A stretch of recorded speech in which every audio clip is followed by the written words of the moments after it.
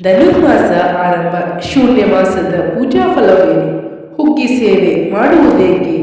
ಲಕ್ಷ್ಮೀನಾರಾಯಣರ ಅನುಗ್ರಹ ಪಡೆಯುವುದು ಹೇಗೆ ಎಂದು ತಿಳಿದುಕೊಳ್ಳೋಣ ಬನ್ನಿ.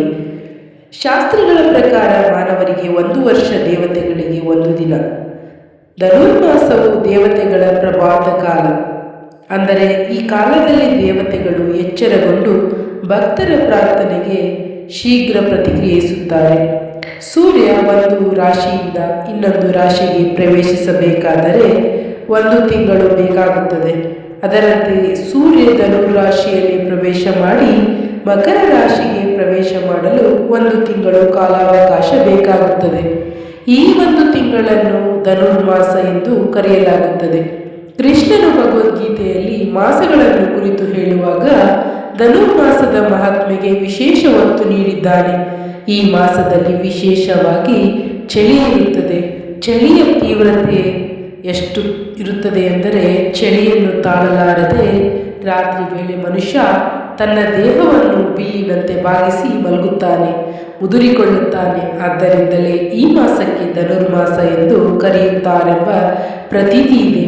ಶಾಸ್ತ್ರಗಳ ಪ್ರಕಾರ ಮಾನವರಿಗೆ 1 ವರ್ಷ, ದೇವತೆಗಳಿಗೆ 1 ದಿನ. ಧನುರ್ಮಾಸವು ದೇವತೆಗಳ ಪ್ರಭಾವ ಕಾಲ. ಎಂದರೆ ಈ ಕಾಲದಲ್ಲಿ ದೇವತೆಗಳು ಎಚ್ಚರಗೊಂಡು ಭಕ್ತರ ಪ್ರಾರ್ಥನೆಗೆ ಶೀಘ್ರ ಪ್ರತಿಕ್ರಿಯಿಸುತ್ತಾರೆ. ಧನುರ್ಮಾಸದಲ್ಲಿ ಮಾಡಿದ ಪೂಜೆ, ವೃತ, ದಾನ, ಸೇವೆಗಳ ಫಲ 1000 ಪಟ್ಟು ಹೆಚ್ಚಾಗುತ್ತದೆ ಎಂದು ಪುರಾಣಗಳು ಹೇಳುತ್ತವೆ. ಧನುರ್ಮಾಸದಲ್ಲಿ ಶ್ರೀ ಮಹಾವಿಷ್ಣುವಿನೊಂದಿಗೆ ಲಕ್ಷ್ಮೀ ದೇವಿ ಭೂಮಿಯಲ್ಲಿ ಸಂಚರಿಸುತ್ತಾಳೆ ಎಂದು ಶಾಸ್ತ್ರ ನಂಬಿಕೆ ಇದೆ. ಬ್ರಾಹ್ಮಿ ಮುಹೂರ್ತದಲ್ಲಿ ಎದ್ದು ಸ್ನಾನಾದಿಗಳನ್ನು ಮುಗಿಸಿ ದೇಗುಲಗಳಲ್ಲಿ ಮುಂಜಾನೆಯ ಪೂಜೆ ಆರಂಭವಾಗುತ್ತದೆ. ಸೂರ್ಯೋದಯಕ್ಕಿಂತ ಮುನ್ನವೇ ಮುಕ್ತಾಯವಾಗುವ ಮಾಸವಿದು. ದೇವತೆಗಳಿಗೆ ದಕ್ಷಿಣಾಯಣವು ರಾತ್ರಿಯ ಕಾಲ, ಉತ್ತರಾಯಣವು ಹಗಲಿನ ಕಾಲ. ಆದರೆ ಈ ಧನುರ್ಮಾಸವು ರಾತ್ರಿ ಮತ್ತು ಹಗಲು ಎರಡೂ ಸೇರಿದ ಸಮಯವೆಂದು ಬ್ರಾಹ್ಮಿ ಮುಹೂರ್ತದಲ್ಲಿ ಎದ್ದು ಸ್ನಾನ ಮಾಡಿ ಯಾರು ಭಗವಂತನನ್ನು ಪೂಜಿಸಿ ನೈವೇದ್ಯವನ್ನು ಅರ್ಪಿಸುತ್ತಾರೋ ಅವರು ಸಕಲ ಇಷ್ಟಾರ್ಥಗಳನ್ನು ನೆರವೇರುತ್ತವೆ ಎಂದು ಹೇಳಲಾಗಿದೆ.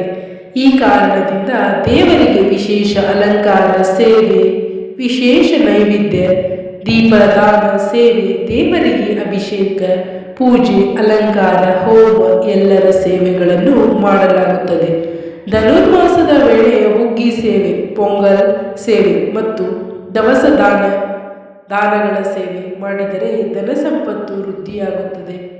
ಸಾಲದ ಸಮಸ್ಯೆ ನಿವಾರಣೆಯಾಗುತ್ತದೆ. ಧನುರ್ಮಾಸದಲ್ಲಿ ವಿಶೇಷವಾಗಿ ಮುಂಜಾನೆ ವಿಷ್ಣು ಸಹಸ್ರನಾಮ ಪಾರಾಯಣ, ಪುರುಷ ಸೂಕ್ತ, ಶ್ರೀ ವಿಷ್ಣು ಸೂಕ್ತ ಅಥವಾ ನಾರಾಯಣ ಉಪನಿಷತ್ತನ್ನು ಪಠಣ ಮಾಡಲಾಗುತ್ತದೆ.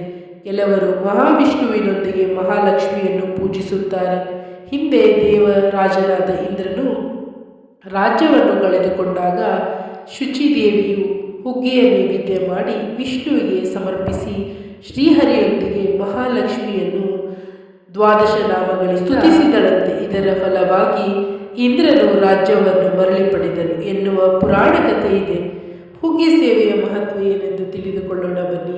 ಹುಗ್ಗಿ ಸೇವೆ ಎಂದರೆ ಅಕ್ಕಿ, ಬೆಲ್ಲ, ತುಪ್ಪದಿಂದ ಮಾಡಿದ ಅನ್ನವನ್ನು ದೇವರಿಗೆ ಅರ್ಪಿಸಿ ಭಕ್ತರಿಗೆ ಅಥವಾ ಬಡವರಿಗೆ ದಾನ ಮಾಡುವುದು. ಧನುರ್ಮಾಸದಲ್ಲಿ ಮಾಡಿದ ಅನ್ನದಾನ ಅಕ್ಷಯ ಅನ್ನದ ಫಲ ನೀಡುತ್ತದೆ, ದಾರಿದ್ರ್ಯ ನಿವಾರಣೆ ಮಾಡುತ್ತದೆ, ಕುಟುಂಬದ ಕಲಹಗಳನ್ನು ಶಮನಗೊಳಿಸುತ್ತದೆ ಎಂಬ ನಂಬಿಕೆ ಇದೆ. ಅನ್ನಂ ಬ್ರಹ್ಮ ಎಂಬ ತತ್ವವನ್ನು ಈ ಸೇವೆ ನೆನಪಿಸುತ್ತದೆ. ಪೊಂಗಲ್ ಸೇವೆ ವಿಶೇಷವಾಗಿ ಸೂರ್ಯ ದೇವರಿಗೆ ಕೃತಜ್ಞತೆ ಸಲ್ಲಿಸುವ ಸೇವೆಯಾಗಿದೆ. 1 ದೀಪ ಹಚ್ಚಿದರೂ ಸಹ ಸಹಸ್ರ ದೀಪದ ಫಲ ಸಿಗುತ್ತದೆ ಎಂದು ಶಾಸ್ತ್ರದಲ್ಲಿ ಹೇಳಲಾಗುತ್ತದೆ. ಧನುರ್ಮಾಸ ಪವಿತ್ರವಾದ ಮಾಸವಾದರೂ ಇದರಲ್ಲಿ ಶುಭ ಕಾರ್ಯಗಳನ್ನು ಮಾಡುವಂತಿಲ್ಲ. ಆದರೆ ಆಧ್ಯಾತ್ಮಿಕ ಕೆಲಸಗಳನ್ನು ಮಾಡಬಹುದಾಗಿದೆ. ಧನುರ್ಮಾಸದಲ್ಲಿ ನಾವು ಈ ಕೆಲಸಗಳನ್ನು ಮಾಡುವುದರಿಂದ ಸಂತೋಷ, ಸಮೃದ್ಧಿ ಮತ್ತು ಶಾಂತಿ ದೊರೆಯುತ್ತದೆ.